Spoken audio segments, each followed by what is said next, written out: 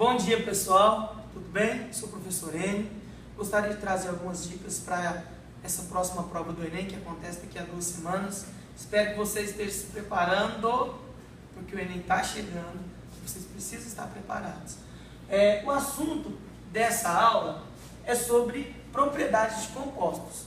Nós vamos começar uma série de estudos sobre os compostos iônicos, covalentes e metálicos. Nessa aula nós vamos falar sobre compostos iônicos.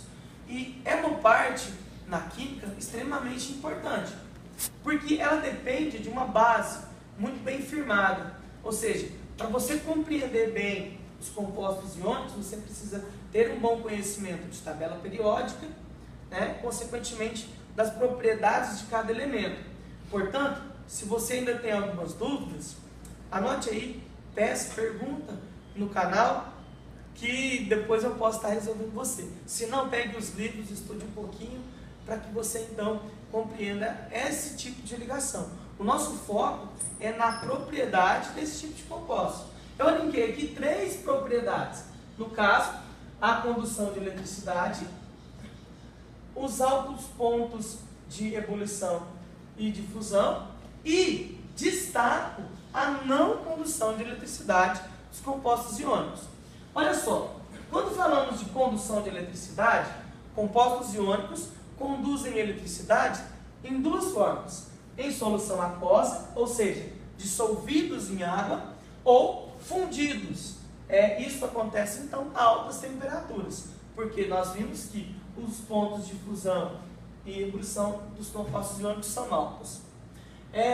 Esse ponto, eu acho interessante a gente falar que o fato dos compostos iônicos conduzirem eletricidade dessas 2 formas, isso justifica a classificação da eletrólise.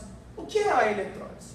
A eletrólise é um processo em que nós teremos um processo não espontâneo, em que uma corrente elétrica gera uma reação química.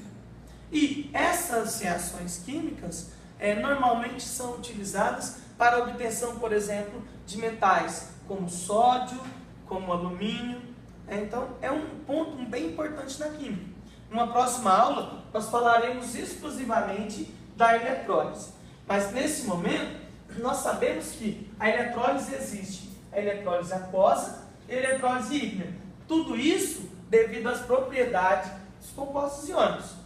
Porque se os compostos iônicos conduzem eletricidade em solução aquosa ou fundido, por isso então nós temos a eletrólise em solução aquosa e também a eletrólise ígnea, em que o composto iônico utilizado ele estará fundido, certo? Nesse caso destacamos a obtenção do alumínio e de metais alcalinos como sódio e potássio, porque nós sabemos como propriedade dos compostos dos metais alcalinos, sódio, potássio, lítio, eles são extremamente reativos com água.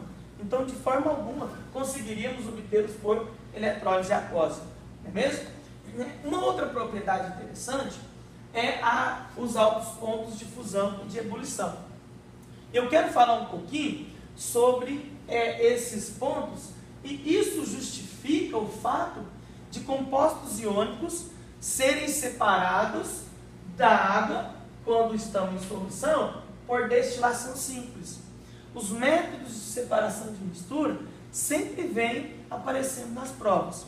Em outra aula nós falaremos também especificamente sobre esse tema, mas me veio um insight no seguinte sentido: os compostos iônicos, por terem altos pontos de fusão, então são separados facilmente da água por destilação, porque a destilação é um método de separação de misturas que é baseado justamente no ponto de fusão dos elementos e no ponto de ebulição dos elementos. Nesse caso, a água tem um ponto de ebulição menor do que os sais, portanto ela pode ser separada por esse método. Beleza? Fica a dica. Essa propriedade de não conduzir eletricidade quando no estado sólido é interessante, porque hoje em dia nós estamos muito apegados a tecnologias, principalmente quando se trata de celulares. Eu tenho certeza que muitos de vocês já deixaram o celular cair na piscina, no banheiro, né, no vaso. As meninas, já aconteceu isso muitas vezes. E quando um aparelho eletrônico ele cai na água, a água vai provocar a oxidação dos metais que compõem a placa. E com certeza isso vai comprometer o uso do celular. Às vezes pode ser um comprometimento parcial. Você só inutiliza uma função, um botão, ou às vezes esse dano é tão permanente que o celular tem que ser descartado. Ele não dá para ser recuperado. Agora, por que dessa inutilidade? Quando ocorre a oxidação de metais formam óxidos de metais. E esses óxidos são compostos iônicos. E se são compostos iônicos não conduzem eletricidade no estado sólido.